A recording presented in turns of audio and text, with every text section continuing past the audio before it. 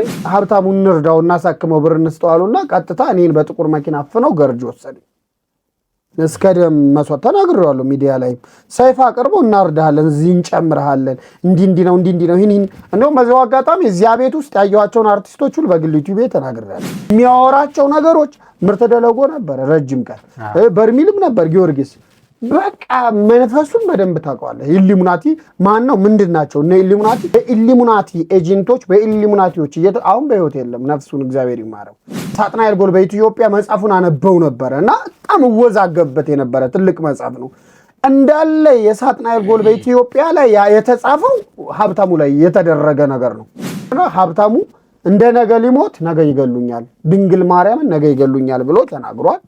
እንዳለው ልክ እንደዚህ መንፈስ ልከው አየር ላይ ኮንታክት የሚሆኑበት የሚገናኙበት ደግሞ ማይክሮቺፕ አለ የሚነበብበት። እንዲሁም በዛን ዘመን ራዕየ ዮሐንስ ምዕራፍ 13 ቁጥር 19 18 ላይ ያለቡት ያውሬውም ቁጥር 666 ነው ይላል። እንደውም ቴክስት የተጻፈልኝን ሁሉ ላሳይ ይችላል።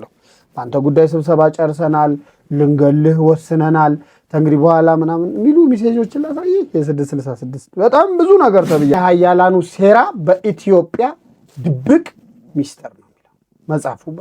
ዛማኑኤል አቡነ ሐራ ድንግል ይላል ምናምን የካንሰሩ ስፔሻሊስት አንተ ካንሰር ይዟል እንዴ የሚል ሰው ሁሉ እኮ ታገኛለህ። በጣም ነው የምታዝነው።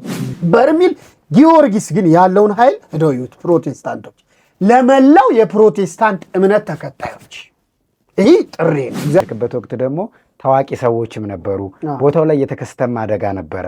እነዛ ነገሮች ቬሮኒካ ዳነ ነበረች። ሐና የምትባለው ጓደኛዋ ነበረች። እኔ ፕሮቴስታንቶች የአዳራሽ ነብይና ሐዋርያ ከመሆናቸው በፊት የጊዮርጊስን ታምረ ደውዩት። በርሚል ጊዮርጊስ ገብተህ ተጠምቀሃል።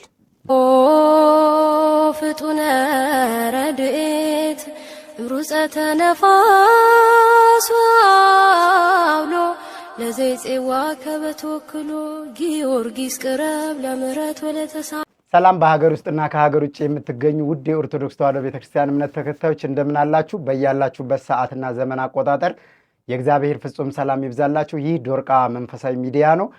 ዶርቃ መንፈሳዊ ሚዲያ እንግዲህ በገዳማትና በአድባራት ላይ በአካል በመገኘት ስቱዲዮ ላይ እንግዶችን በመጋበዝ ይህንን ፕሮግራም አዘጋጅቼ የማቀርብላችሁ እኔ ወንድማችሁ አላየ ነኝ። ዛሬ እንግዲህ በተለየ ሁኔታ ከአንድ አስደናቂ መምህር ጋር የቤተክርስቲያን አገልጋይ በሄድንበት ሁሉ የምናገኘው በአገልግሎቶቹ የምናደንቀው ወንድማችን መምህራችን መጋቢ ሐዲስ ኢንጂነር አማኑኤል ይባላል የዛሬ እንግዳዬ። ከሱ ጋር ደስ የሚል ቆይታ እንደሚኖረን ተስፋ አደርጋለሁ። እንግዲህ በቀጥታ ወደ መምህራችን ከመሄዳችን በፊት ለሚዲያው አዲስ የሆናችሁ ሰብስክራይብ በማድረግ ቤተሰብ ሁኑ። ሐሳብ አስተያየታችሁን በኮሜንት መስጫ ሳጥኑ ላይ አስቀምጡልን። ለብዙ ኦርቶዶክሳውያን እንዲደርስ ደግሞ ስትጀምሩ ላይክ አድርጉ፣ ሼር አድርጉ። የእናንተ እርዳታና አገልግሎት የቤተ ክርስቲያን እንደመርዳትና እንደመደገፍ ለእኛ ትልቅ አስተዋጽኦና ጉልበት ስላለው ይህ ሚዲያ እንግዲህ ለተከታታይ 1 ዓመት ከ6 ወር በታምረኛው አሸዋ ማዶ በርሜል ቅዱስ ጊዮርጊስና ገባሪተ ኃይል ምርት ደለጎ ቅድስት ኪዳነ ምሕረት ላይ የሚፈጸሙና የሚደረጉ ገቢረ ተአምራቶችን በቦታው ላይም እንዲሁም ደግሞ ምዕመናትና ምዕመናን ወደ ቦታው ደርሰው ሲመለሱ የተደረገላቸውን ድንቅ ነገር ስቱዲዮ በማቅረብና እንዲመሰክሩ በማድረግ ወደ እናንተ ስናደርሳችሁ ቆይተናል። አገልግሎታችን ነገም ይቀጥላል። እንግዲህ ደስ የሚል ቆይታ እንደሚኖረን ተስፋ እያደረጉ በቀጥታ ወደ መምህር መጋቢ ሐዲስ ኢንጂነር አማኑኤል ለመወስዳችሁ መምህር ጥሬን አክብረ ስቱዲዮ ድረስ በፈቃደኝነት ስለመጣህ ከልብ አድርጌ አመሰግናለሁ። እንኳን ደህና መጣ። እንኳን ደህና ቆያችሁኝ። እኔንም ደግሞ በተለይ ሰማዕቱ ልዩ ፍቅር አለብህ ወንድሜ በሰማዕቱ ቤት ማለት ነው ዛሬ የተገኘው ጋብዛችሁ እዚህ ቦታ ስለተገኘው በጣም ደስ ብሎኛል። እንኳን ደህና ቆያችሁ። ወንድማችሁ መጋቢ ሐዲስ ኢንጂነር አማኑኤል ወይም በቅጽም ስሜ አማን አቡነ ሐራ በመባል ታወቃለሁ ባጭሩ። መልካም። እሺ እንግዲህ ያው በፈቃደኝነት መቼም ስጠይቅህም ስጋብዝህም አላንገራገርክም። በአድማጭ ተመልካቾች ስም ላቅ ያለ ምስጋና በድጋሚ ማቅረብ እፈልጋለሁ። ወደ ጥያቄዎቹ ስንሄድ እንግዲህ መጋቢ ሐዲስ ኢንጂነር አማኑኤል ማን ነው ከሚለው እስቲ እንጀምርና ከህይወት ታሪክህም ከአስተዳደግህም ከቤተ ክርስቲያን እንደ አጠቃላይ እዚህ ከመድረስ በፊት የነበሩትን ውጣ ውረዶች ጭምር እስቲ መጋቢ ሐዲስ ኢንጂነር አማኑኤል ማን ነው ከሚለው እንጀምር እስቲ። እኔ በትንሽዬ ቦታ ሽንዲ ወንበርማ በምትባል በምዕራብ ጎጃም ሽንዲ ወንበርማ የምትባል አካባቢ ተወልጄ ዴንድ አማኑኤል አካባቢ ዴንድ ወይም ሚንኪን የሚባል አካባቢ ተወልጄ ሚያዝያ 12 የሆሳዕና ዕለት 1989 በዕለተ ሰንበት ተወልጄ ወደ ድንጉሻ ማርያም ወደምትባል ሀገር ሄጄ እጅግ ከማከብራቸው ከመጋቤ ሰናይ ዘለቀ ምናሉ ከአያቴና እንዲሁም ደግሞ አሁን በቅርብ ጊዜ በሕይወት ካጣኋት እጅግ ከመወዳት አያቴ ከእማሆይ እመቤት ጋር በዚያው አካባቢ የቆሎ ትምህርት ቤት እየተማርኩኝ እግዚአብሔርን እያገለገልኩት እንዲሁም መድኃኔዓለም ክርስቶስ ፈቅዶልኝ የአስኳላ ትምህርትም የቤተ ክህነትም ትምህርት እየተማርኩ እንዳለ የእናቴ ቤተሰቦች ያደጉባቸው ቤተሰቦች በሙሉ ካህናት መምህራኖች ናቸው። በተለይ በዚሁ አጋጣሚ እዚህ ቦታ ለመድረሴ በጣም ትልቁ አስተዋጽኦ አያቴ በቅርብ ቀን ያጣኋት አያቴ ናት። እማሆይ እመቤት አይናለም ትባላለች። ያው አባ መርጌታን እንኳ ካህኑን መርጌታ ዘለቀን ካህኑን አያቴን በቅርብ ብዙም አላውቀው፣ በልጅነት እድሜ ነው የተለየ። እኔ እንደተወለድኩኝ እንግዲህ እናቴና አባቴ ተለያዩ። በተለያዩበት ሰዓት እኔ አያቶቼ ጋር ነው የሄድኩት። አያቶቼ ጋር ሄድኩኝ። አያቴ ደግሞ እንዳጋጣሚ ካህን ቤተሰብ ነበረ። እዚያ ካህን ቤተሰብ እግዚአብሔር ፈቅዶ ደግሞ አሁን በሕይወት ያሉ መርጌታ ዘለቀ የሚባሉ ደግሞ ሌላ መርጌታ አሉ። እሳቸው ጋር እየተማርኩኝ እንዲሁ ጎን ለጎን አስኳላ ትምህርት እየተማርኩ እግዚአብሔር በፈቀደው ያክል እዚያው ተወልጄ ባደኩበት ትብቴ በተቀበረበት ደግሞ ቂርቆስ አካባቢ እየቀደስኩ እያገለገልኩ ለዘመናት የቆየሁ ነኝ። ቢያንስ በቅዳሴ ብቻ ከ7 ዓመት በላይ አገልግያለሁ። ዩኒቨርሲቲ ደብረ ማርቆስ ከምገባበት ላይፍ እና በጣም የማከብራቸው የመወዳቸው አያቶች ጋር አድጌ አሁን ላለሁበት ብዙ ውጣ ውረዶችን አሳልፌያለሁ። በተለይ አብነት ትምህርት ቤት ላይ ካሳለፍኳቸው ታሪኮች ውስጥ አንድ ሁለት ልበል ጊዜ እንዳይሻማ። በስመ አብ ወወልድ ወመንፈስ ቅዱስ አሐዱ አምላክ አሜን።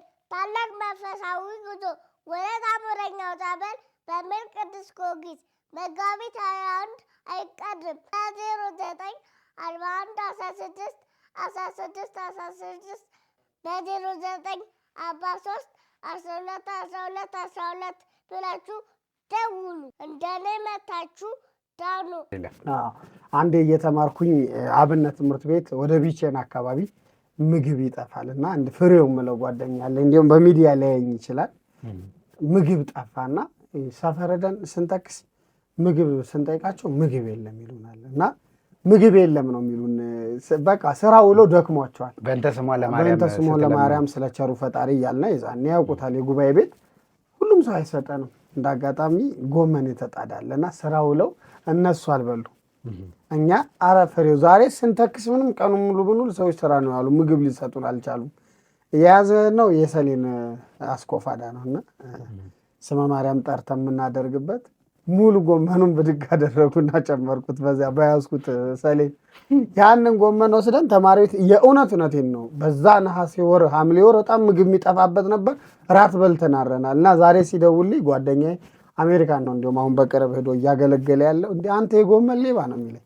ብዙ ላይፍ ቻሌንጅ በተለይ ጉባኤ ቤት ሽንዲ በነበርኩበት ሰዓት የአስኳላ ትምህርትም እየተማርኩኝ ቅዳሴም እየቀደስኩ በነበርኩበት ሰዓት ደግሞ በጣም ብዙ ውጣ ውረድ አሳልፌያለሁ። ጠዋት እኛ የምንኖርበት መቃብር ቤት ጠዋት ላይ ሰው ቀብረውበት ከሰዓት ገብተናል። በጣም በሚያሳዝን ሁኔታ ሁሌም እኔ አሁን ዛሬ ሳስታውሰው ይህን ነገር ነው። በጣም መልካም አያት ነው ያለችኝ፣ ለሰዎች የምታበላ በቃ ለሰው የሚበላ የማይመስላት ነፍሷን ይማራት ያሳደገች ሁሉ ነገር ነው። ግን እኔ ከተማ መጥቼ እዛ አሁን ያሉ በህይወት ያሉ ጓደኞቼ ጋር መቃብር ቤት ጠዋት ቀብረውት ልጁን ከሰዓት ገብተን አረናል። መቃብር ቤት በጣም ተአምር ነው። ጎመን የሰረቁት የተቀበረው። ሶስተኛ ደግሞ እንደዚሁም ትምህርት እየተማረን አስኳላ ትምህርት በደረጃ ምንበላለጣቸው ልጆች ነበሩ እና እነሱ ልጆች ጋር የተፈጠረው ነገር ሁሌም ከህሊና አይጠፋም። ሶስቱ ነገር በደረጃ ከምወዳደረው ተማሪ ጋር ነው። እሱ ያው በዛን ጊዜኛ ቆሎ ተማሪዎች ነን። እሱ ደግሞ በርበሬ ምናምን የሚመረትበት አካባቢ ነው ያለ። አንድ በላይነሽ የምትባል ምግብ ቤት ያላታለች እና ፍርፋሪ ልንበላ ስነድ እሱን አገኘ ነው። ፍርፋሪኛ የተረፈውን ይዘን ልንመጣ እኛ በደረጃ ነው ስንጣላ ምን ብለው እሱ ያተረፈውን ነው ምን በላው። በጣም ብዙ ቻሌንጅ በጉባኤ ቤት ያው እንደምታውቀው እዚህ ሁሉ ውጣ ውረድ፣ በተለይ ደግሞ ቤዝመንት የሚባለው ነገር አያቶቼ ያው ከፊደል ቁጠራ ጀምሮ መዝሙረ ዳዊት ጉባኤ ቤት ያለውን በሙሉ ነገር ቅዳሴ ብዙ ነገር አውቀን እንድንማር አድርገዋል። በዛ እኛም አካባቢ ብዙ ጊዜ ጎጃም ላይ ቅኔ አይታጣም። ቅኔ ቤትም መጽሐፍ ቤትም በአቅም ብዙ ነገር እያልነ ብዙ ነገር ቻሌንጅ እያሳለፍነ አድገናል። አንድ ቀን ደግሞ ውሃ በልቶኝ ነበር። እኔ ሙቼ ነበር፣ አሁን ተረስቼ ነበር በህይወቴ ውስጥ ውሃ በልቶኝ ነበረ። ትከሳውዬ ስመለስ ትከሳ ምንድን ነው?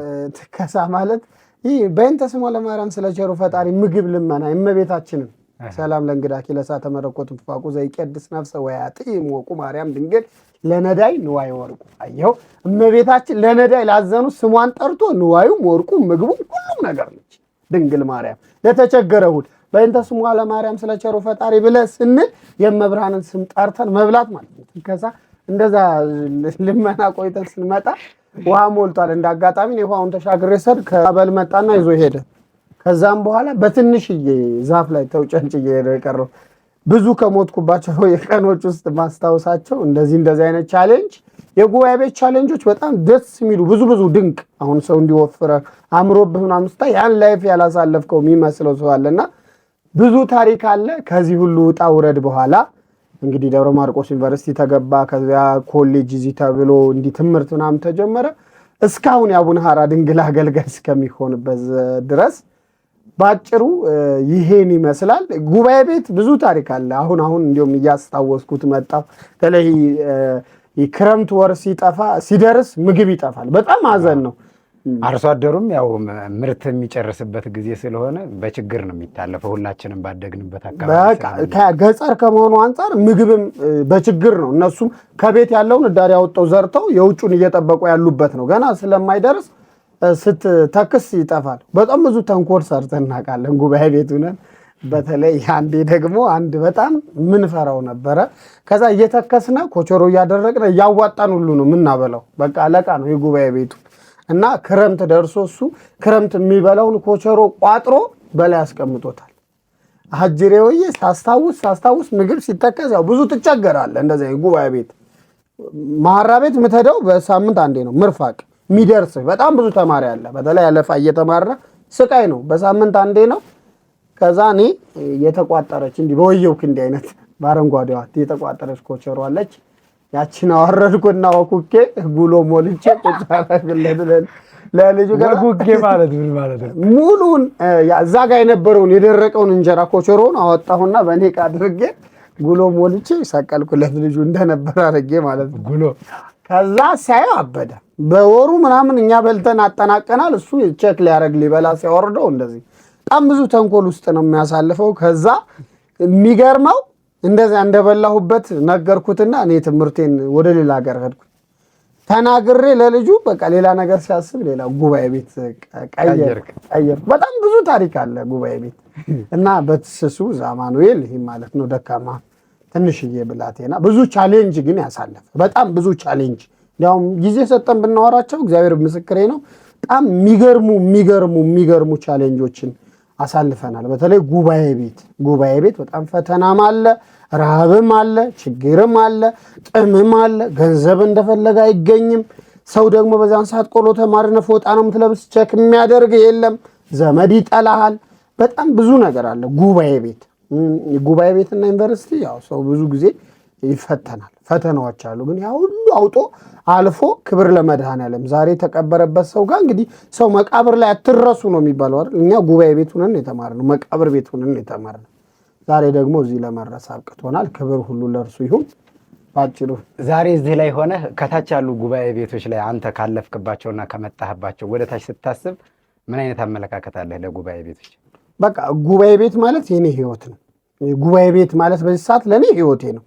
ኢቭን ነው በዚሁ አጋጣሚ ወንድም ኤልሻዳይ በብዙ አገልግሎት ስለማቀፍ በቤተክርስቲያን ስራ ተጸምደ ስላለ አንዳንድ ነገር ልበልህ።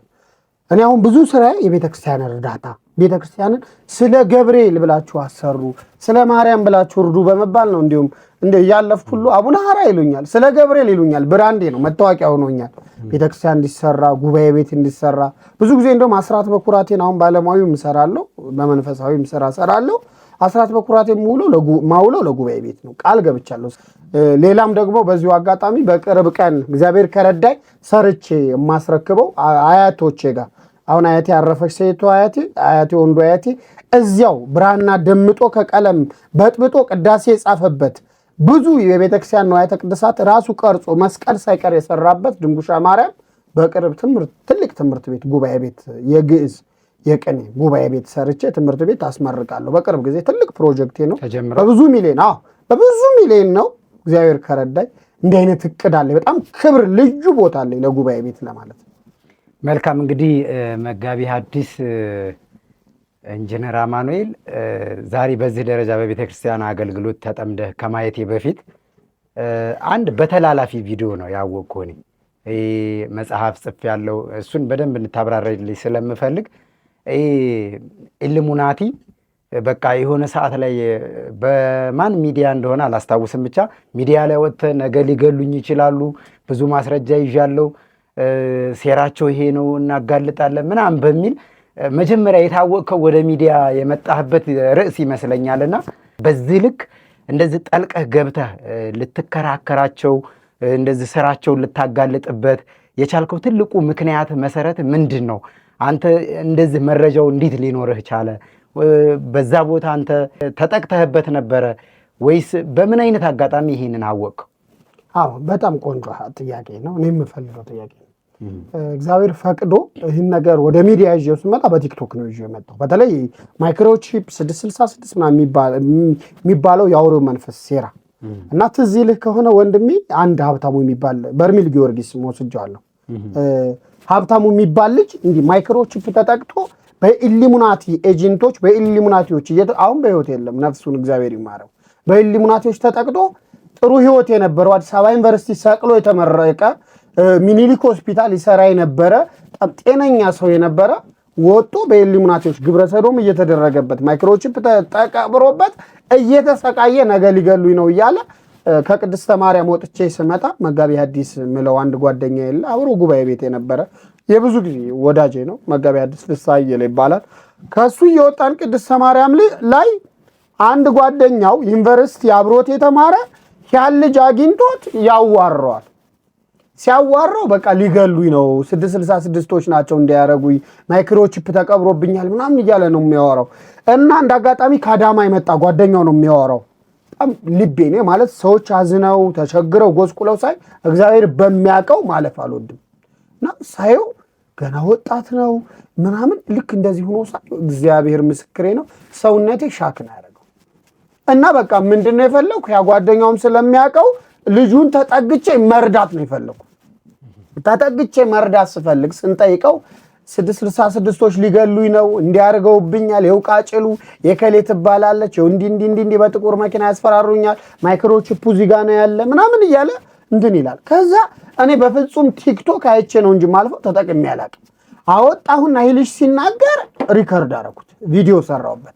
ቪዲዮ ሰራሁና ስለቀው በብዙ ሽታይ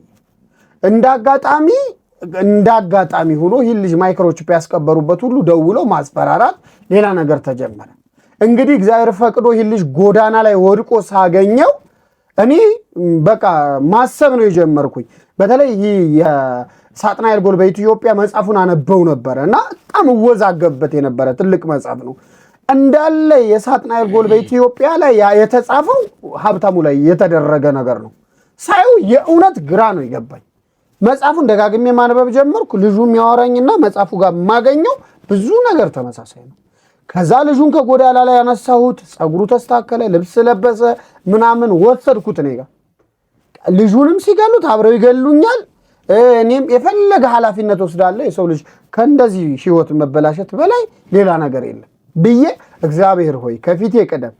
ቅድስተ ማርያም ገዳም ላይ ነው በሩ ላይ ነው ያገኘሁት። እመብራን በጥላሽ በዘርፋፋ ቀሚስ ጠብቀሽ እነዚህ አጋንንት ልጆች ቢያንስ ግብራቸው ይገለጽ፣ ይህ ልጅም እንደምታደርጊው አድርጊው ብለን የመጀመሪያ ጊዜ እንጦጦ ማርያም ወሰድኩት፣ እንጦጦ ኪዳነ ምሕረት ወሰድኩት፣ ብዙ ቦታ ወሰድኩት። ከዛም በኋላ ጸበል ላይ ወሰጄ እሱ የሚለፈልፈው የሚናገረው እዚህ ላይ ደግሞ ምልህ ሌላ ቦታ የሚወራው ነገር በቃ ቁጭ ሆነ። በቃ ምንም በቃ ሁሉን ነገር ይነግራል ልጁ። ማጥናት ጀመርኩና ከዚያ ይህን ቪዲዮ ስለቀው በቲክቶክ ብዙ በእንደዚህ አይነት የተጠቁ ሰዎች አሉ። መደወል ጀመሩ፣ ብዙ ነገር ጀመሩ። ከዚያ እሱን ሽንቁሩ ሚካኤል አስቀመጥኩትና በርሚል ጊዮርጊስ ከመሄዱ በፊት ነው። በርሚል ጊዮርጊስ መጥቶ ነበረ። ሽንቁሩ ሚካኤል አስቀመጥኩትና በቃ መጠየቅ ጀመርኩ።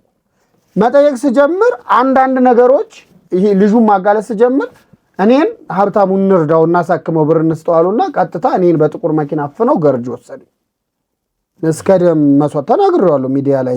ሰይፍ አቅርበው እናርዳለን፣ እዚህ እንጨምርሃለን፣ እንዲህ ነው ይህን እንደውም በዚያው አጋጣሚ እዚያ ቤት ውስጥ ያየኋቸውን አርቲስቶች ሁሉ በግል ዩቲዩብ ተናግሬያለሁ። ከሌ አርቲስት፣ የከሌ ባለስልጣን፣ የከሌ እንዲህ ፖለቲከኛ፣ የከሌ ብዬ ገልጫለሁ። በጣም ማጠብቃቸው አርቲስቶች ሳይቀር እዚያ ለደም መስዋዕት ለ666 አሁን የተዘጋው ገርጂ አሁን ተዘግቶ የኢሉሚናቲ የ666 የበላይ ጠባቂ እንዲሁም የኛ ቲቪ ላይ ለቅቄዋለሁ። አሁን አሜሪካን ሀገር ነው ፈርቶ ያለው። ፈረንሳይም እንደነበረው ቤት መከታተል ጀመርና ከዛ ልጁ ከሚነግረኝ አንጻርና ከማየው አንጻር እኔ ምስኪን ልጻፍ አልኩና መጻፍ ጀመርኩ።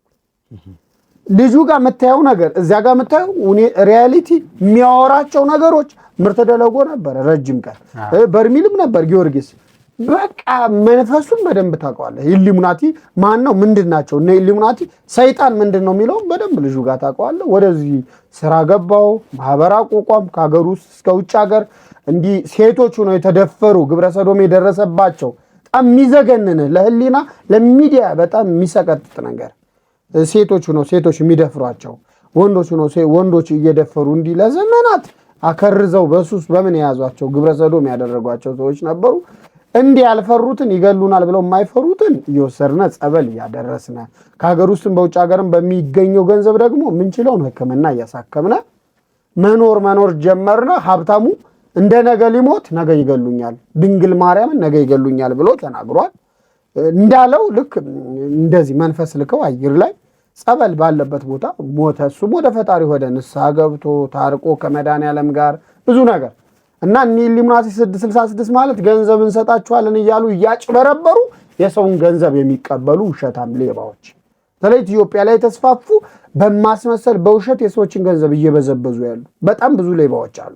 እነዚያ እውነት ለሰይጣን ደም ሰጠው አጋንንት የሆኑ ሰዎች እንዳለ ተነቃቅለው አሁን ፈርቶ አሜሪካን ሀገር ነው ያሉ ብዙዎች ማለት ነው። ግን እዚህ አሁን ብዙ አሉ፣ በጣም ብዙ አጭበርባሪ ኢሉሚናቲዎች አሉ። ለምን በእጃችን እኛ ሚዘናቸው ስለምናቀን ልጆች እና ትውልዱ ገንዘብ ሳይሰራ ገንዘብ አገኛለሁ ከሚል እግዚአብሔር የምሰራውን ይባርክልኝ ብሎ ስራ ሳይንቅ ዝቅ ብሎ እንዲሰራ ባይታለል ባይዘረፍ።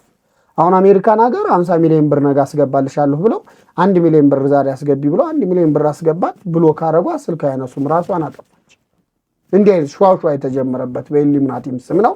እነሱ ግን ኦልሬዲ የክርስቶስ ወንጌል የሆነው ለምሳሌ መጽሐፍ ቅዱስ ማን አትስረቅ ከሆነ ስረቅ፣ አትግደል ከሆነ ግደል፣ አዘሙት ከሆነ ዘሙት አይነት ህግ የዲያብሎስን ስራ የሚያሰሩ ናቸው። ወንድ ከሴት ከሆነ የሚጋባ ወንድ ከወንድ ጋር እንዲጋባ፣ ሴት ከሴት ጋር በቃ ፍጹም አጋንንታዊ ስራ የሚሰሩ ኢሉሚናቲ 666 ይባላሉ። ኮንታክት የሚሆኑበት የሚገናኙበት ደግሞ ማይክሮቺፕ አለ የሚነበብበት። እንዲሁም በዛን ዘመን ራዕየ ዮሐንስ ምዕራፍ 13 ከቁጥር 19 18 ላይ ያለቡት የአውሬውም ቁጥር 666 ነው ይላል። በደንብ ቁጥሩን ጀምሮ ይናገራል። ድሃ ባለጸጋ የሚሸጥ የሚለውጥ የሚነግድ ሁሉ ይቀበረዋል። አሁን በስልጣኔ ባለበት ሀገር በአንድ ማይክሮቺፕ እየተቆጣጠሩ ኮኔክት እየተደረገ ነው። እዛም ጋር ተለይ እዚህ ሳጥናኤል ጎል በደንብ ያነቡት በጣም ብዙ ሚስጥር ነው ያለበት። ብዙ ነገሩ ደግሞ እውነት ነው። በዚህ ጉዳይ ጠልቄ የገባው እንግዲህ ብዙዎች እንዲድኑ እኔን ኃጢአተኛውን መንገድ እንዳሳያቸው እንደማይገሉም ደግሞ ብዙ አስፈራርተውኝ እስካሁን በህይወት ኑሬ እግዚአብሔር አብሮኝ እንደሆነ አሳየው። ይበልጥ በዛ ሞገስ አግኝቼ አሁን እዚሁ ደርሻለሁ። ክብር ለመድኃኔዓለም። እንደው ይሄንን በማድረግህ የደረሰብህ ተግዳሮት እንደው የማይረሳ ትውስታህ ምንድን ነው? እንግዲህ ጨለማ ቤት ታስሬያለሁ። በጣም ተደብድቤያለሁ። ሞተ ብሎ ጥለውኝ ሄደው ያውቃሉ። ያው እግዚአብሔር ምስክሬን፣ ያው እግዚአብሔር እኔ ባይዘ ብዙ ሞቱ ያልኳቸው ቀኖች ነበሩ። ቅድም ከውሃው ጀምሮ እንደነገርኩ በጣም ብዙ ቻሌንጅ አሳለፍኩ ሰው ነኝ። አሁን ያለሁበት ሳይሆን የድሮ ማንነቴ በጣም ያሳዝናል። ሞተ ብለው የመጨረሻው ጊዜ ሞተ ብለው ነው ጥለውኝ ሄዱ። ደብረ ዘይት ወደዛ ጫካ ውስጥ ጥለው ሞተ ብለው ጥለውኝ ሄዱት። እንደገና ህይወት ሰጥቶኝ ነው መድኃኔዓለም። ብዙ በጣም ብዙ መከራ ኢኮኖሚካሊ አካውንቴ ተዘግቶ ያውቃል። አካውንቴ ላይ ያለውን አወጣሁት ያውቃሉ። ቤት ስቀይር ዛሬ ነገ ቤቴን ይነግሩኛል። እንዲያረክ ይላሉ። የመጨረሻ ግን እግዚአብሔር ረድቶ አንዳንድ ሃይማኖተኛ ባለስልጣናት፣ ሃይማኖተኛ የህግ አካላት፣ እግዚአብሔርን የሚፈሩ ሰዎች አግዘው ነው እዚህም ያሉት ከሀገር ተነቅለው እንዲወጡ ሌት ከቀን በጣም ብዙ ገዛ አድርገው እውነት እግዚአብሔር ምስክሬ ነው። ብዙ ገዛ አድርገው እነሱን አሳደው ከሀገር አስወጥተዋቸው ሰላም ያገኘው በጣም በቅርብ ዋና የሚባሉት የ666 ኤጀንቶች፣ ባለስልጣናት፣ አርቲስቶች ምናምን በሚዲያ ስማቸው ሲነገር እነዚያ ሲናገሩ በቃ ስጋት ያዛቸውና እዚህ የነበሩ ኤጀንቶች ለቀቁ፣ ሀገር ለቀው ሄዱ። ከዛም በኋላ ክብር ለመድኃኒዓለም አሁን እንጂ በጣም ብዙ ቻሌንጅ ነው የምልህ። ከሰው ጋር ልገናኝም ተሽፎናፉኝ የነበር መሄደው በጣም ብዙ ነገር ነው ያሳለፉ። የለበስኩትን ይነግሩኛል፣ ምበላውን ይነግሩኛል፣ የት እንደዋልኩ ይነግሩኛል። ሰይጣን ናቸው። የሚከታተልህ ሰው አለ ወይስ እነሱ በመንፈስ ይከታተሉሃል? ሰይጣን እኮ ነው። ሰይጣን ራሳቸው ጋር እኮ እነሱ ኦልሬዲ መስዋዕት አቀርበው የሰው ደም ሰውተው ወይም የሆነ አቀርበው እኮ ከሰይጣኑ ጋር ይዋዋላሉ። ሰይጣን ፈጽሞ እኮ እነሱ የሰይጣን ባሪያዎቹ ናቸው። እንደውም ቴክስት የተጻፈልኝን ሁሉ ላሳይ ይችላለሁ። በአንተ ጉዳይ ስብሰባ ጨርሰናል፣ ልንገልህ ወስነናል፣ ከእንግዲህ በኋላ ምናምን የሚሉ ሜሴጆችን ላሳይ። የ666 በጣም ብዙ ነገር ተብያቃለሁ። ይሄን ሁሉ ቻሌንጅ ግን አለፈዋለሁ። የዛ ጊዜ ግን ከጎን ሆኖ አይዞህ በርታ ጠንክር ብሎ የሚደግፍህ ቤተሰብ ሰው ነበረ? እንደዚህ አይነት አዘቀት ውስጥ ስትገባ ማንም የሚደግፈኝ የለም። ማንም እውነቱን ለመናገር ማንም የሚደግፈ የለም። እረፍ ለምን አታርፍም ነው እንጂ የሚሉኝ ጭራሽ እኔን እንደዚህ ደግፈው ምናምን እንደዚህ የሚሉኛል። አንተ ማነህ? ብዙ ሰዎች፣ ብዙ ባለስልጣናት፣ ብዙ ጳጳሳት፣ ብዙ መነኮሳት፣ ብዙ መምህራን፣ ብዙ ዘማሪያን ይህንን ጉድ ያውቃሉ። አብረውም ተወውለው እየሰሩ ነው። ትልልቅ ሚዲያዎች ሳይቀር ብዙ ሰዎች ፕሮሞሽን እያደረጉ ነው ስለነሱ ሳያውቁ፣ በልብስም በምግብም በመጠጥም። ለምን አታርፍም ነው። ብር ሁሉ አጥቼ እግዚአብሔር ምስክሬ ነው ቦይ ውስጥ አድሬ ያውቃለሁ። ብር አጥቼ የምበላበት ፍርፋሪ ፊት እንደሽፎናፍኜ በልቼ ድሬዳዋ ወደ 16 ቀን ቆይቼ ያውቃለሁ። በጣም ብዙ ቻሌንጅ ነው ያሳለፍኩኝ እና ክብር ለመድኃኒዓለም አሁን እዚሁ ደርሻለሁ እንጂ የሚደግፈኝ ሰው ጭራሽ አታገኙም። እንደው ከሀገር ውጭ ሆነው አንዳንድ ሰዎች እንደው አይዞህ አለን ከጎንነን ሊሉ ይችላሉ እንጂ ለምን አተውም አንተ አችላቸውም እኮ እነሱ ሰይጣኖች ናቸው እኮ እንዲያጠፉሃል ነው እንጂ የሚሉ አፕሪሼት የሚያደርግ ሰው አታገኝም። ግን እኔ እግዚአብሔርን ተማመኛለሁ። እግዚአብሔር እስከዚች ሰዓት ድረስ አላሳፈረኝም። እንደምታየኝ አገልግሎቴ በጣም በዝቶ መጣሁ እንጂ ወደ ህዝብ ዘንድ አላጠፉኝም። እንዳሰቡት እንገላለን፣ እናርዳለን፣ እንቆርጣለን እንዳሉት አይነት አልሆነም፣ አልተሳካም። እንግዲህ በዛ አጋጣሚ እንደው የመጽሐፉ ርዕስ ምንድን ነው? ለአድማጮችም ገበያ ላይ ውሎ ከሆነ ገዝተው እንዲጠቀሙት አንተም እጅ ላይ ካለ እንዲደርሳቸው 4000 ምናምን መጽሐፍ ነው የታተመ። ወዲያ ታተመ ነው። ስለ መጽሐፉ ብዙ ሰዋራ መጽሐፉን በግሌ እሰጣቸዋለሁ። የብዙ ሰዎች አሉ። እንዲሁም አሁን በ4 ቋንቋ ነው እንዲጻፍ ያደረጉት። አሁን በአዲስ ትም እያሳተምኩ ነው። ከ4000 በኋላ ታግዶ በጣም ብዙ በመጽሐፉ በጣም ብዙ ፈተና አሳልፌያለሁ። በጣም ብዙ ማይነገሩ ማይባሉ ሚስጥሮችን ስለጻፍኩኝ አብሬ ከመጽሐፉ ጋር የኃያላኑ ሴራ በኢትዮጵያ የሚል አማኑኤል አማን ሁሉም ሰው ያውቀዋል። እኔ የኃያላኑ ሴራ በኢትዮጵያ ድብቅ ሚስጥር ነው የሚለው መጽሐፉ። ጽፌ አይተውታል ብዙ ሰዎች። አሁን እንዲሁም በሁሉ ቋንቋ ከቻልኩኝ ሌላም አሁን አሜሪካን ሀገርም ስሄድ ዱባይም ስሄድ በአረበኪ ምናምን አስፌ እዚያም ለሁሉ ሰው እንዲዳረስ አደርጋለሁ። በተለይ ከጂኤቱ ጉባኤ ከጂቲዮኒ ጉባኤ ምናምን ጋር የኢሉሚናቲና የ666 ሴራ ምን ይመስል ነበረ? ኢትዮጵያ ላይ እየታቀደ ያለው ነገርስ? ኢትዮጵያ ላይ እየተሰራ ያለው ምዕራባውያን ወደ ኢትዮጵያ በምግብ በልብስ ያመጡት የስልጣኔ የዲያብሎስ አገልግሎት በጣም ብዙ ነገሮች አሉ። ኢቭን ነው ብዙ በጣም ሊነገሩ ማይችሉ ሚስጥሮች እያለማመዱን ያሉ ኢትዮጵያ ላይ ኢሉሚናቲ 666 በደንብ እንዲስፋፋ ኢትዮጵያ ላይ ከምግብ ጀምሮ ከልብስ ጀምሮ በጣም ትውልዱ እየተለማመደ ነው። በዓላትን ካለ ማክበር በጣም ብዙ ነገር እና በተለይ ጭፈራ ቤቶች አካባቢ የሚደረጉ አጋንንታዊ ሴራዎች ወንዶችን በወንዶች አስደፍሮ ኢሉሚናቲ ማድረግ፣ አደንዝዞ ሴቶችን እንደዚህ ግብረ ሰዶም ማድረግ፣ ሌዝቢያውያን ማድረግ፣ በሱስ የተጠቁ ማድረግ በጣም ብዙ ሳጣዊ ውስጣዊ ድብቅ የሆነ የኢሉሚናቲ 666 ደባ በደንብ ኢትዮጵያ ላይ አሁንም በደንብ ረቂቅ ሆኖ ከዛ ከነበረው ተሸሽሎ እንደውም የሚገርመው የሆነ ሰዓት ሁሉም እኮ ቻሌንጅ አድርጎት ነበር ቲክቶክ ላይ ግብረ ሰዶም እንቃወማለን ኖ ሞር ምናምን አንድ ሳምንት አላየውም ፕሮፋይሉ ከዛም በኋላ ጠፉ ዛን ጊዜ ተፈርቶ ነበር በደንብ ግብረ ሰዶም ኢትዮጵያ ላይ ይለቀማል ተብሎ ነበር አሁን ደግሞ ተመልሰው እየተስፋፉ ነው በተለይ ናይት ክለቦች አካባቢ እንዲህ የሚታወቁ ቤቶች አሁን በደንብ አደባባይ ህዝብ እያየው ወንድ ነው ሴት ነው የምትፈልገው የሚባልበት ቤት የነበረ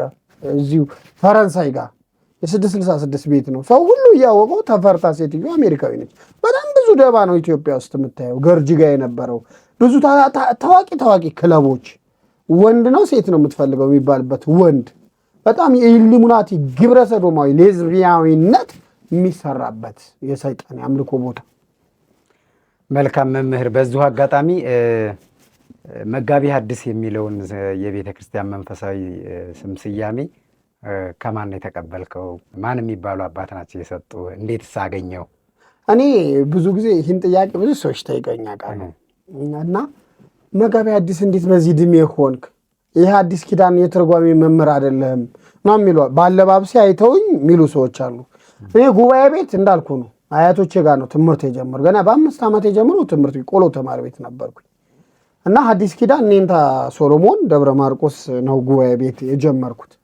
ጩጬ ሆኜ ደብረ ማርቆስ ዩኒቨርሲቲ እየተማርኩ ብታየው ትስቃለህ ከዛ የት መጣሁኝ ባታ መጣሁ እንደ ሰዎች ባታ ተማርኩ ሁሉም ሰው እንደሚማረው አዲስ ኪዳን ተማርኩኝ ቴዎሎጂ ተማርኩኝ 5 ዓመት አዲስ ኪዳኔ አስመስክሬ ባታ ወጣሁ አሁን ሁሉም ሰዎች ሲጠይቁኝ መጋቢ ሐዲስ ከጳጳስ የተቀበልከው ስያሜ ነው ወይ ብለው ይጠይቁኛል ማንንም ጳጳስ የሰጠኝ አይደለም ብዙ ጳጳሳት ብዙ ስም ሰጠኝ ይቃሉ ግን ተምሬ የተቀበልኩት ስም ነው የአዲስ የሆነ ጉባኤ ቦታ ሄጄ ተርጉም አሉኝ እኔ ኢንጂነር ነኝ እንጂ ትርጓሜ ብዙም አላቅም ስላቸው እኔን ለማሳጣት አይነት ተርጉም እስኪ አሉኝ ማላቅ መስሏቸው ከዛ ውዳሴ ማርያም ተርጉም አሉኝና ውዳሴ ማርያም ስተረጉም ገረማቸው የእውነቴን ነው ብዙ ሰዎች የክብር ስሜ የሚመስላቸው አለ እኔ ግን እግዚአብሔር ይመስገን ገና 28 ዓመት የሚሞላይ አሁን ሚያዝያ 12 ነው በዚች ትንሽ እድሜ አሁንም እየተማርኩ ነው ሌላም ትምህርት እየተማርኩ ነው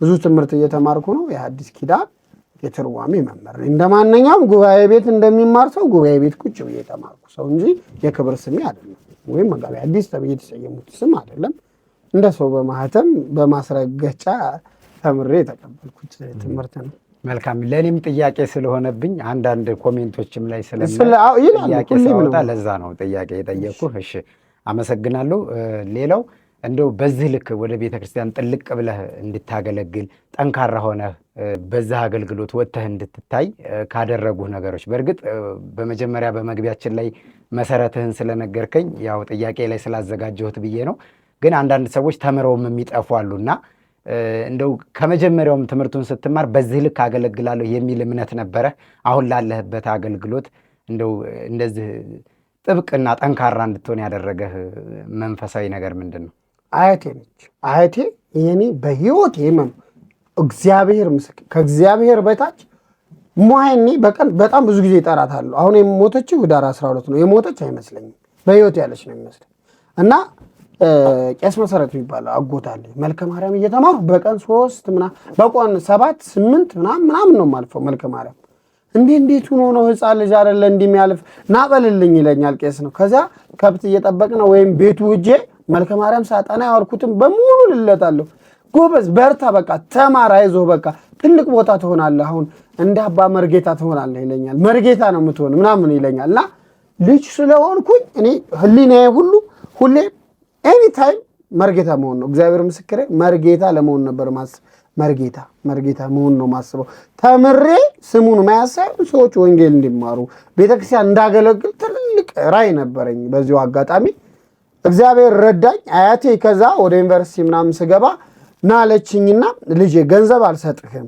ገንዘብ ብሰጥህ ትጠፋበታለህ እኔ ግን ምሰጥህ ይቺ አያትህ ጠብቆ ያቆያት የማርያምን አደራ ነው ሃይማኖትን ጠብቀህ በቤተክርስቲያን እያገለገል ኑር ለሆደ ሳይሆን ለሃይማኖት ኑር ሁለተኛ አገልግሎትህን ከቤተክርስቲያን እንዳታረቀው ምንም ነገር ብታገኝ ቤተክርስቲያንን እንዳትተዋት አደራ በሰማይ ስልጣንን ያፈረስ ጊዜና ቤተክርስቲያን የተው ጊዜ ጡቴን አስቼ ረግሜ ያለው አጥንቴ ይውቀስ ደሜ ይውጋ።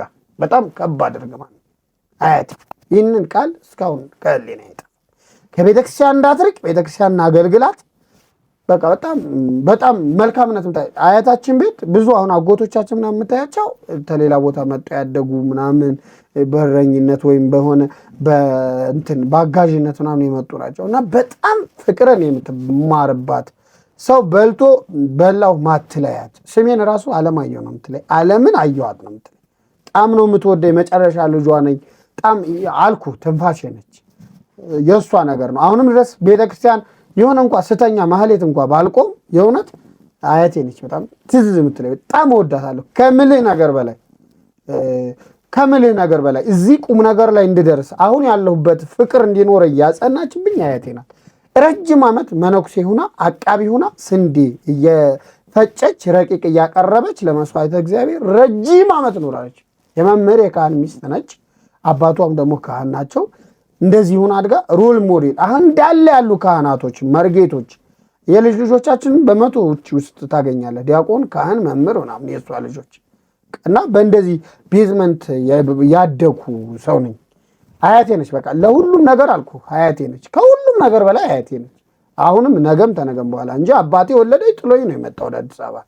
ሶማች እናቴም ተወለድኩ አያቶቼ ስላሉ ትታይ ነው ሄደች። ግን አያቴ በጣም ለኔ ብዙ ነገር እያደረገች ብዙ ዋጋ እየከፈለች እዚህ ቦታ እንድደርስ ያደረገች። መልካም። በዚህ ሰዓት በጣም እንግዲህ በአሉ ሶሻል ሚዲያዎች ላይ በራስህ በምትጠቀምባቸው ማህበራዊ ድረገጽ ላይ በጣም ብዙ ቪዲዮዎችን ትሰራለህ። ግን የአቡነ ሐራ ድንግልን ቪዲዮ ስትሰራ ይለያል። በቃ እምነታቸውን ይዘህ እምነታቸውን እያገላበጥ እያሳየህ አቡነ ሐራ ድንግል ላይ ስለምታገለግል ነው ወይስ ደግሞ አቡነ ሐራ ድንግል በአንተ ህይወት የሰሩት ስራ አለ ያደረጉልህ ነገር አለ? በተለየ መንገድ ነው የምትገልጻቸው? እስቲ ይሄንንስ ብታካፍል። አቡነ ሐራ ድንግል እኔ እንዲህ ባጭር ደቂቃ አሁን ባለችን የስቱዲዮ ታይም ተናግሬ አልገልጻቸው። ከስማቸው ተርጉሞ በጣም ልዩ አባት ናቸው። ትርጓሜ ጀምሮ እንኳን ለሰዎች ለእንስሳ ሳይቀር የሚራሩ አባት ነበር። ሚዳቆን ከነብሩ ጋር ያስታረቁ በጣም ልዩ አባት ናቸው። ባጭር ወደ እኔ ህይወት ስመጣ እምነታቸውን ይዤ ከሞት አደጋ ተርፌ ያውቃለሁ። ከነዚህ ከ6 ግብረ ሰዶም ሁሉ እስካሁን የሚጠብቀኝ እግዚአብሔር በአቡነ ሐራ ድንግል እምነት ላይ ያለው ነው። 100% ነው የምነግርህ። ከመኪና ጎማ ውስጥ እምነቱን በኪሴ ይዤ ወጥቻለሁ ምንም ነገር ሳይደርስብኝ። በቅርብ እንኳ ሐምሌ ገብርኤል አክብሬ ስመጣ ወደ ከቁልቢ መኪና ተገልብጦ ስልኬ ያዝኩት ስልክ ዶቄ ሲገባ እኔ ግን ምንም ተጋጅቶ ነው ሄዶ ተራራው ጋር አልፎ ሲሄድ ገጅቶት ነው ስልኬ ዶቄት ሆኖ ኪሴ ላይ እንዲጨረፍት አልነበረም። ኪሴ ግን የአቡነ ሐራ ድንግል እምነት አለ።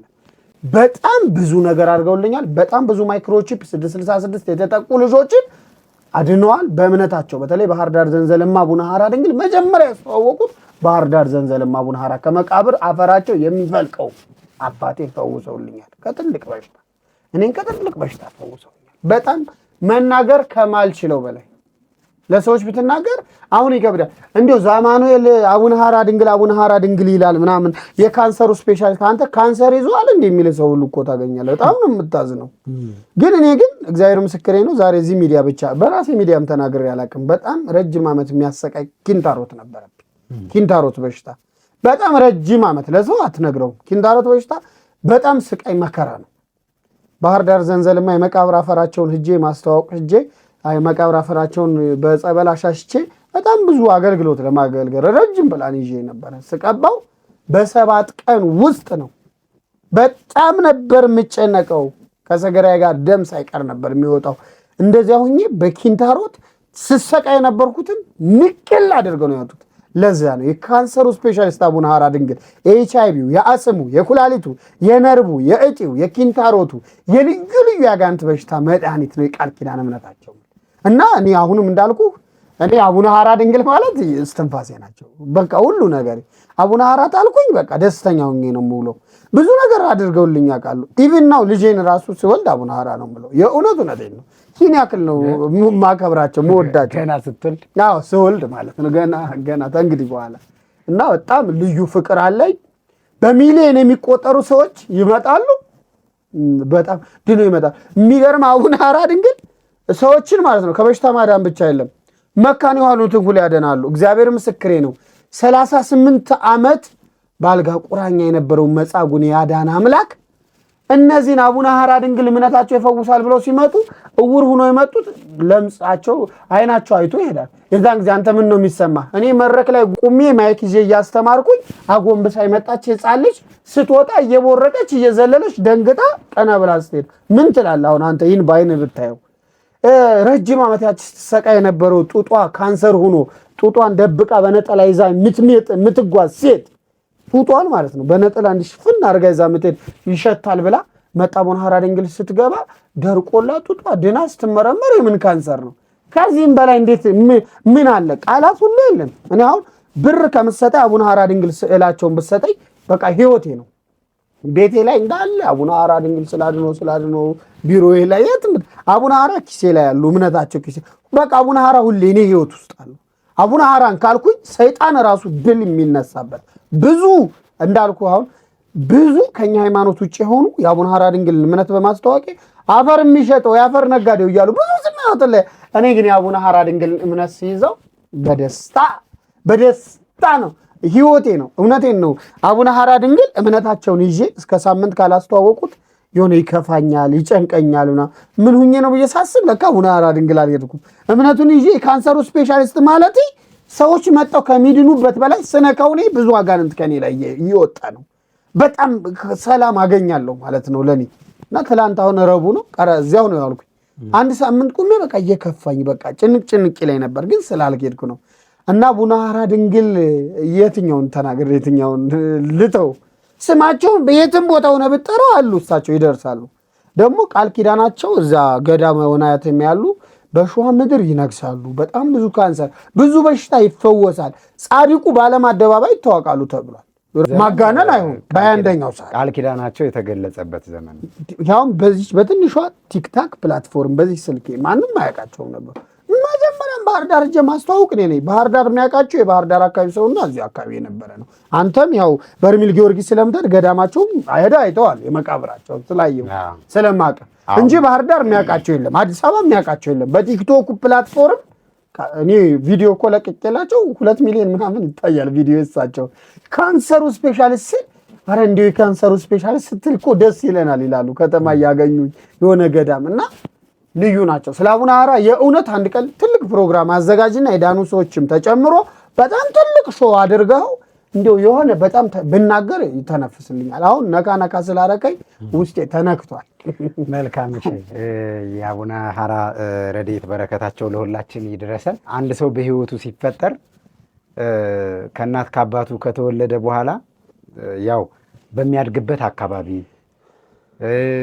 ወይ ደግሞ ለየት ያለ የሚወደው መልአክ፣ የሚወደው ጻድቅ፣ የሚወደው ሰማዕት ይኖራልና አሁን አንተ አቡነ ሐራ ድንግል ለእኔ መለያዬ መጠሪያዬ ናቸው ብለሃል እና እኔም ደግሞ እንደ ሚዲያ ስትመጣ በእርግጥ እኔ ተወልጄ ያደግኩት ጅሩ አርሴማ ነው። ግን ቅድስት አርሴማን በጣም ነው የምወዳት፣ በጣም ማለት ነው።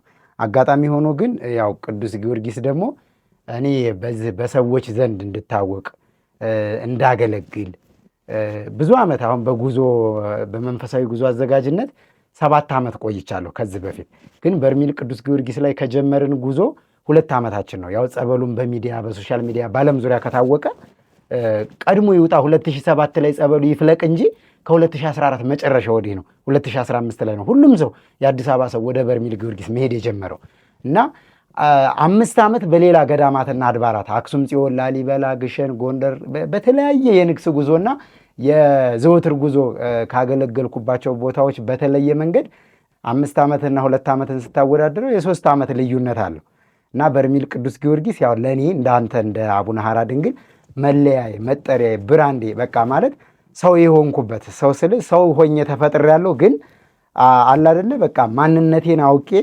ህይወቴ በእንደዛ አይነት በመንፈሳዊ ህይወት የሚድኑ ሰዎችን በማየት አንተ ቅድም እንደገለጽከው ጎባጣ የነበሩ ቀንተው ሲመለሱ፣ ቫይረስ የነበረባቸው ተፈውሰው መድኃኒታቸውን በመድረክ ጥለው ሲመጡ ያ ነገር ስለሚያስደስተኝ ይህን ረጅም ኪሎ ሜትር ስቀር እኔ አዝናለሁ። አሁን በርሜል ጊዮርጊስ ላይ ባህር ዳር ድረስ ሄጄ መንገድ ላይ ሄጄ ስሸኛቸው ቻው እንኳ ሰላም ግቡ መልካም ጉዞ እንኳ ብዬ አልመለስም፣ እፈራለሁ።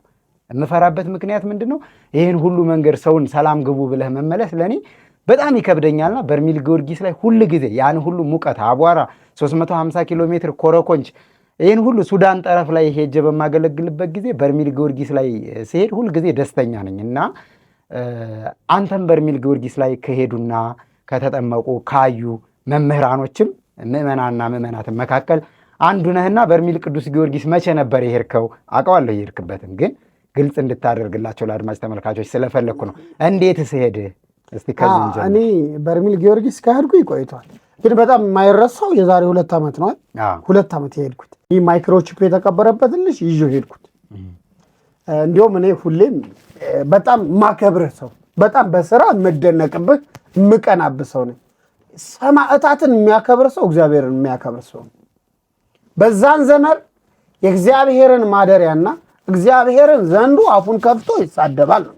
አሁን የእግዚአብሔር ማደሪያ ናቸው እኮ ሰማዕቱ ቅዱስ ጊዮርጊስ። ሰማዕቱ ቅዱስ ጊዮርጊስን እኮ አምላከ ቅዱስ ጊዮርጊስ ብሎ የተማጸነ ነው እንጂ ቅዱስ ጊዮርጊስ ብሎ የተማጸነ አይደለም።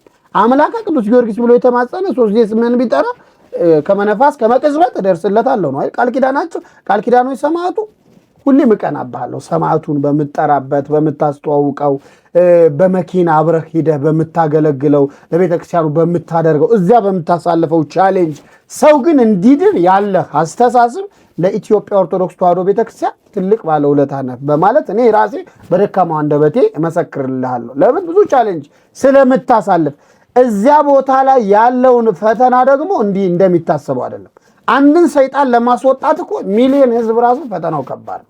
ሰይጣን ነው ያውቁ ሁሉም ነገር በግብርም በብዙ ነገር እኮ ሰይጣን እኮ ስራው ነው ክፉ ስራ ብቻ መስራት ነው እንጂ መልካም ስራ አያውቅም።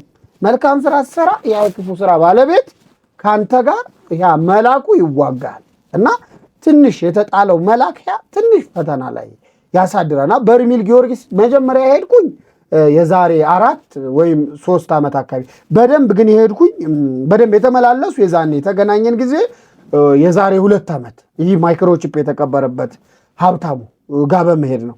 እና ሰማዕቱ ቅዱስ ጊዮርጊስ በርሜል ጊዮርጊስን ሳነሳ ደግሞ አንድ ነገር ብቻ ይነሳልኛል።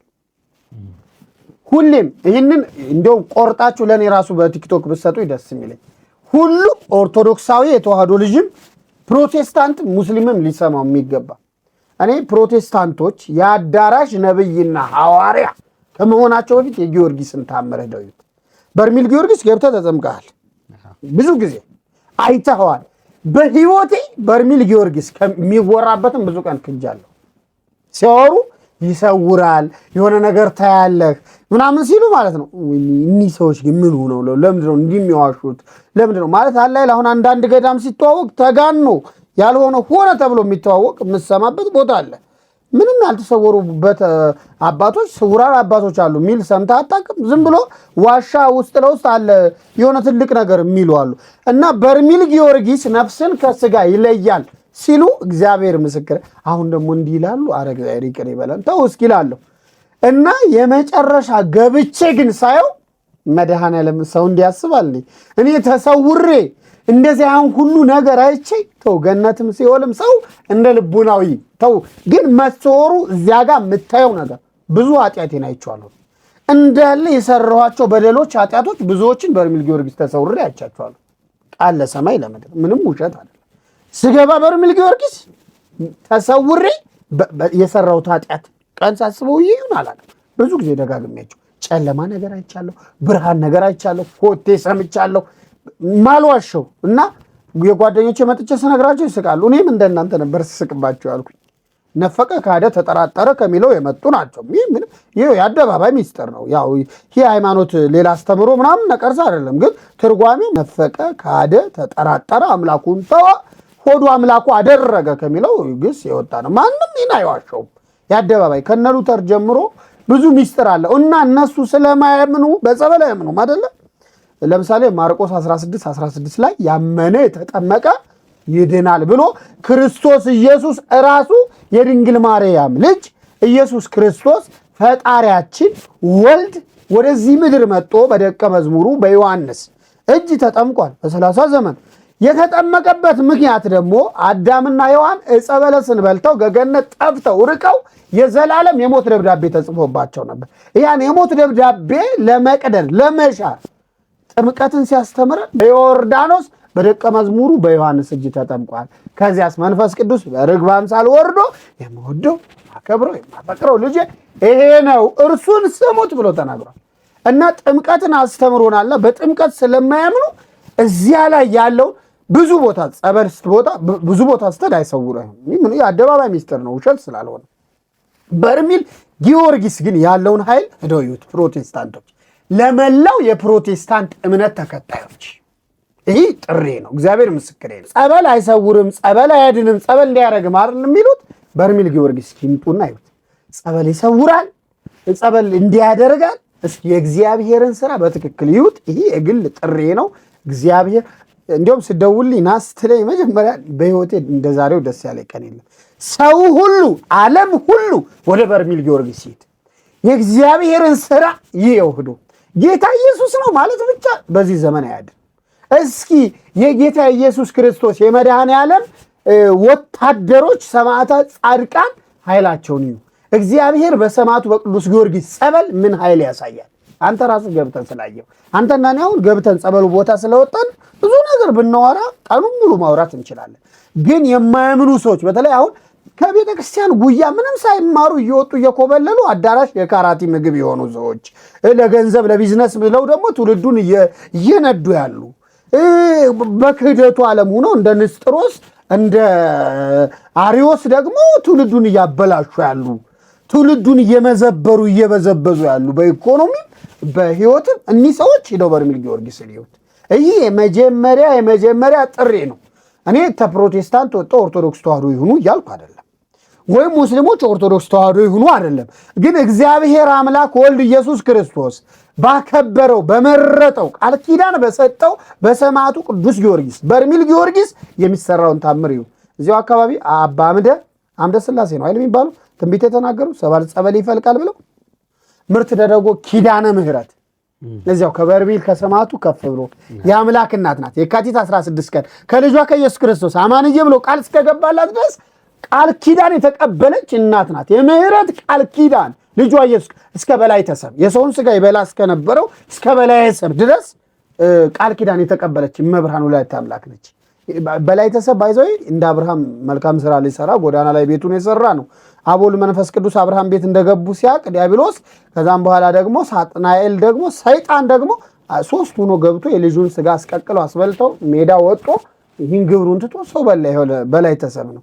ይቺ አማላጅ ይቺ ንጽሕት የምሕረት ቃል ኪዳን ተቀባይ ድንግል ምርት ደረጎ እዚያ ሱዳን ጠረፍ በረሃ ላይ በርሜሉ እንደዚያ እየተፍለቀለቀ የሚወጣው ጸበል ከዚህም በፊት አንተም ነግረኸኛል። የወጡ የታዩ 2 አሁን ህዝብ እያወቃቸው ያሉ አሉ።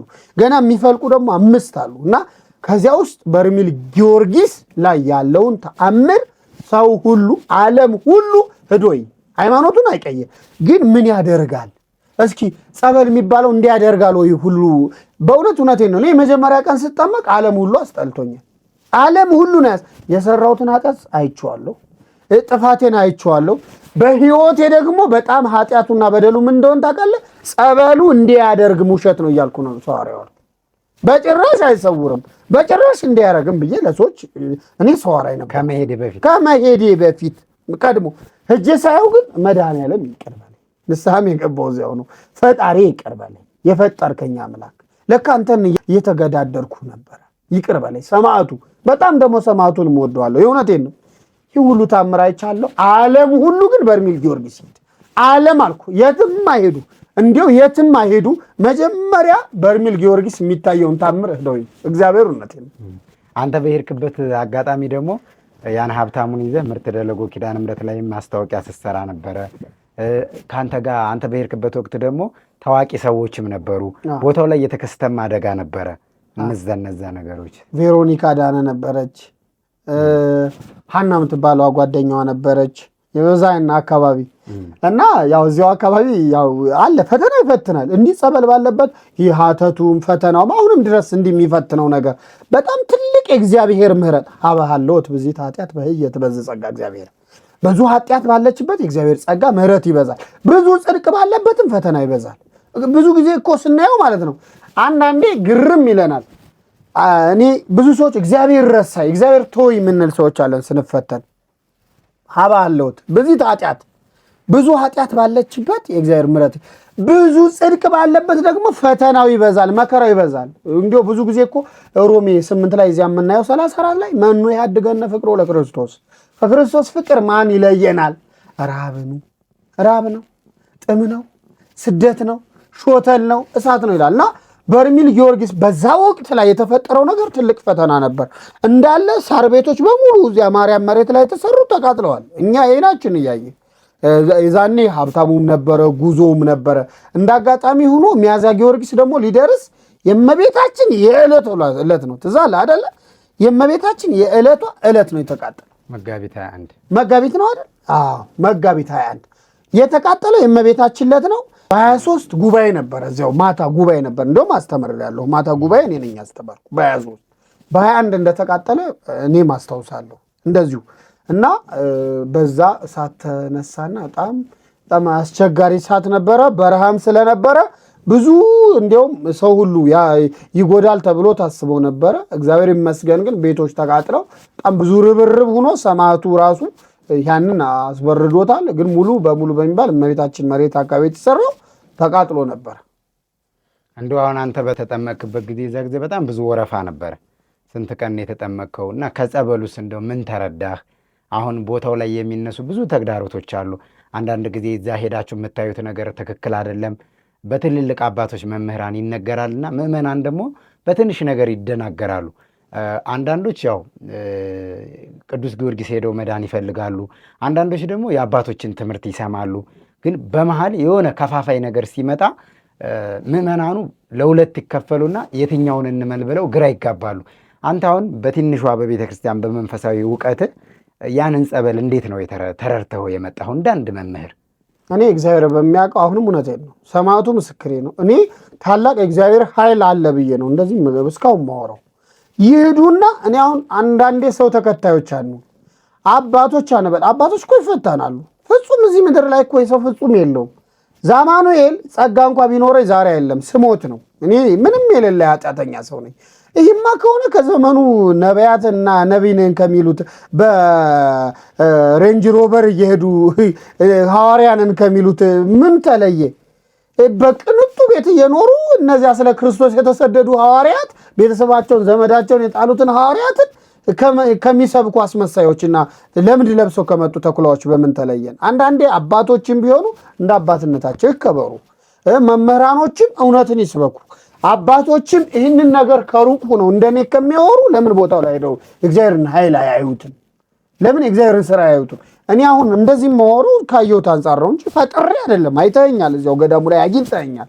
እና በጣም ወረፋ ነበር። እኛ ሄድነ ጊዜ በቃ በሳምንት የሆነ ጊዜ ምናምን ቀን ነው የሚደርስ። ክብር ለመድኃኔዓለም። አንዳንዴ እኒህ ስልጣነ ጴጥሮስ ጳውሎስ የያዙ በክህነት የተሾሙ ሰዎች ካህናት፣ ዲያቆናት የሚጠመቁበት ቀን ምናምን ነበረ። የዛኔ በጣም ብዙ ሰው ነበረ። በጣም ብዙ ሰው ነበረ የዛኔ። እና ክብር ለመድኃኔዓለም እኔ በረከቱን አግኝቻለሁ። ሁለቱም ቦታ ተጠምቄያለሁ። ሁለቱም ቦታ እግዚአብሔር ስራውን ሰርቶብኛል። ለምን እኔም በክደቱ ዓለም ስለሄድኩኝ እንደዚህ አያደርግም ብዬ አሁን ሰው እንደሚያወራው ሳይሄድ እኮ ነው። አሁን ስለ እመብርሃን ወላዲተ አምላክ ቅድስት ድንግል ማርያምን ለማወቅ ሰማዕቱ ቅዱስ ጊዮርጊስን ለማወቅ ገብቶ እኮ ፍቅሩን መቅመስ ይገባል። እኔ አሁን እዚህ ውስጥ ያለው ውሃ ይጣፍጣል አይጣፍጥም ብለህ እኔ ካልቀመስኩት አንተ እኮ አታውቀውም። እስኪ እኔ ያዝኩት ውሃ ይጣፍጣል አይጣፍጥም ልትገምት ትችላለህ። ግን ውሃው ስኳር ይኑረው ይጣፍጥ አይጣፍጥ ውሃ ብቻ ይሁን አታውቀውም። ምን ማለት ነው? በፊት ስለሆነ ነገር ለማውራት ፍቅሩን መቅመስ ሄዶ ማየት ማወቅ ይሻላል፣ ከሩቅ ሆኖ ከማውራት ማለት ነው። ይህን ወሬ ደግሞ የሚያወሩ ሰዎች ብዙ ሰዎቹ እውነቴን ነው የምነግርህ ባሉባልታ የተጠመዱ ሰዎች ናቸው። በተግባር ላይ ያሉ ሰዎች አያወሩም፣ ሄደው ነው የሚያዩ። እኔ አሁን ስለ አቡነ ሐራ ድንግል ሳስተዋውቅ ጳጳሶች ሳይቀሩ ተደብቀው መጥተው ሰው ሳያያቸው ተጠምቀው ድነው ተፈውሰው የሚሄዱ አሉ። ከብዙ ከስኳር ከብዙ ከኤችአይቪ ከካንሰር እንዲህ ወጥ ሚዲያ ላይ ማትናገረው እና እግዚአብሔርን ስራ ለማየት የእግዚአብሔርን ስራ እኮ ለማድነቅ ገብቶ ማየት ነው። ጥያቄ ምንም ነገር የለውም። ዛማኑኤልን አሁን ከሩቅ ፊቴን አይተው ብቻ የሚሳደቡ ሰዎች አሉ። እንዲሁ አይተው የሚጠሉኝ አሉ። ጥሉኝ ውደዱኝ ማለት አይቻልም። ስለ ዛማኑኤል ግን ለማወቅ እኔን ቀርበው ማወቅ አለባቸው፣ መጠየቅ አለባቸው። ማን ነው ዛማኑኤል ብለው መረዳት አለባቸው። እና አንዳንዴ ሰዎች ስንባል ለመፍረድ እንቸኩላለን። ፍርዱን ለክርስቶስ ትተነው ሄደን ግን ማየት እንችላለን። ሲሆን እኛ የቤተክርስቲያን መምህራን ምንባል አባቶች ምንባል ሰው ትውልዱ ዘፈን ከሚከተል ዳንኪራ ከሚከተል ወደ ጭፈራ ቤት ከሚሄድ ወደ ጸበል ቦታ እንዲሄድ ብናደርግ ምን ችግር አለው? ወደ ቤተክርስቲያን እንዲቀርብ ንስሐ እንዲገባ ብናደርግ ምን ችግር አለው? ችግር እኮ የለው። ትውልዱ አሁን እንዲህ አይነት ትክክለኛ መምህራንና አባቶችን ይፈልጋል። መምህር አምላኪዎች አይሆኑ፣ አባት አምላኪዎች አይሆኑ። የኛ ሁሉ ነገራችን አንድ ፈጣሪ ክርስቶስ ነው። ስለዚህ ፍርዱን ለሱ ትተነው ግን ህዝቡን ወደ መልካም ቦታ እንዲሄድ እኛ ምሳሌዎች ብንሆን መልካም ስራ ነው ብዬ ነው በሙሉ ተስፋዬ ጻድቁ አቡነ ሐራ ድንግልን 24 ሰዓት የካንሰሩ ስፔሻሊስት ስለምውለው። አሁን አንተ በዛ ጊዜ እንደሄድክ በራሴ ያየኸውን ነገር አይተሃል። በእርግጥ እንደዚህ ምን አየህ? ምን እንዴት ነበር የአንድ ቀኑ ጥምቀት መታሰሩ መፈታቱ የሚለውን ጥያቄ ባልጠይቅህም ማንሳትና ማስታወስ ከቻልክ ራስህ አንሰው። እዛ ቦታ ላይ ሌሎች ሰዎችስ እንደው ከምን በሽታ ሲድኑ ሲመሰክሩ ምን አይተሃል? ምን ሰምተሃል? እስቲ እነዚህንም እኔ ባልጋ እያመላለሱ የሚያስጠምቁት ልጅ በእግሩ ሂዶ እዚያው አገልጋይ ሆኖ አሁንም ድረስ ቅርብ ጊዜ ስልክ እንደዋወላለን። ልጁ እንደውም እኔ የሆነ ቀን አንተ ጋር ልጋብዘው ሁሉ ነበረ። ልጁ የት ሀገር መሰለ? ያዴት ልጅ ነው። ባልጋ በሳንሳ ነበር የሚያመላልሱት። አሁን ኖርማል ድኖ ይጓዛል። ብዙ ሰው እኔ የሚገርበው ጸበሉ ራሱ እኮ ጠጥተው እኮ የበርሜል ጊዮርጊስ አይቀመጥም። በደንብ ከጠጣው አይተዋል አይደል? ሁሉን ነገር ጠራርጎ ይዞት ነው የሚወርደው። ማንም ዓለም ነው የሚያውቀው። እና ይህን ፍልስፍና ነው ብሎ የሚያምኑ ሰዎች አሉ። ጸበሉ አምቦ ስለሆነ ነው ይላሉ። በጣም ብዙ ባይዘይ ሰይጣን እኮ ረቂቅ ነው። እና ከዚህ ሁሉ የእግዚአብሔርን ስራ እያደነቁ እግዚአብሔርን ስራ ግሩም ነው ማለቱ ይበልጣል ነው የኔም ማመን። የዛ ጊዜ አንተ መታሰሩ፣ መቀመጡ፣ መጠበቁ ባልተለመደ ሁኔታ እንዴት ነበር? እኔ ማለት በቃ በጣም ነው የደነገጡ። የሆነት አስረዊ ምናምን እንዲቁጭ ብዬ እንዲህ ድምፅ ሲሰማ ጓጓጓጓጓ ሲል እንዳጋጣሚ መጀመሪያው ቀን በርሚሉ አካባቢ ነው የጠቀም። አሁን እኮ የሚገርምህ አሹፈው ጭግ ድረስ ተጠምቀው ተጠመቅን አልተሰወርንም የሚሉ ሰዎች ገጥመው አያውቁም። እኔ በተለይ የሰው ልጅ እንደ ሃይማኖቱ ይደረግለታል ባይ ነኝ። እንደሚያምነው ቃለ ሰማይ ለምድር ነው አልዋሽም። ጨለማም አይቻለሁ፣ ብርሃንም አይቻለሁ፣ ኃጢአቴንም አይቼዋለሁ፣ የሰራሁትንም ነገር እንዲህ ያለኝን ነገርም አይቼዋለሁ። ምን አስዋሽኝ? ምን ሊፈጠር ምን ሊደረግ? ለዚህም ነው ከኛ ሃይማኖት ውጭ ያላችሁ ሰዎች ምንም ሃይማኖታችሁን አትቀይሩ። ሂዱና እስኪ ጸበል ይህን ያክል ኃይል አለው ወይ እንዲህ ያደርጋል ወይ የሚለውን ነገር እዩት ነው። አሁን ትልቁ መንፈሳዊ ወንድምነት ጥሪ። መልካም እሺ፣ ስለነበረን ቆይታ እጅግ አድርጌ አመሰግናለሁ።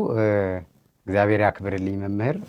በሌላ ፕሮግራም ደግሞ በሌላ ርዕሰ ጉዳይ ሰፋ ያለ ጥያቄዎችን አዘጋጅቼ እንገናኛለን። ለዛሬው አመሰግናለሁ። የተወደዳችሁና የተከበራችሁ አድማጭ ተመልካቾቻችን ከመምህራችን ከመጋቢ ሐዲስ ኢንጂነር የነበረን ቆይታ ይሄን ይመስል ነበረ። በቆይታችን ብዙ ነገር እንደተማራችሁ ተስፋ አደርጋለሁኝ። ኤልሻዳይ የበጎ አድራጎትና መንፈሳዊ የጉዞ ማህበር መጋቢት 21 መነሻ፣ መጋቢት 30 መመለሻ ወይም ማርች 30 መነሻ፣ አፕሪል 8 መመለሻ በአይነትና በዝግጅቱ ለየት ያለ መንፈሳዊ ጉዞ ወደ በርሜል ቅዱስ ጊዮርጊስና ገባሪተ ኃይል ምርት ደለጎ ቅዱስ ኪዳነ ምሕረት ጉዞ ተዘጋጅቷል።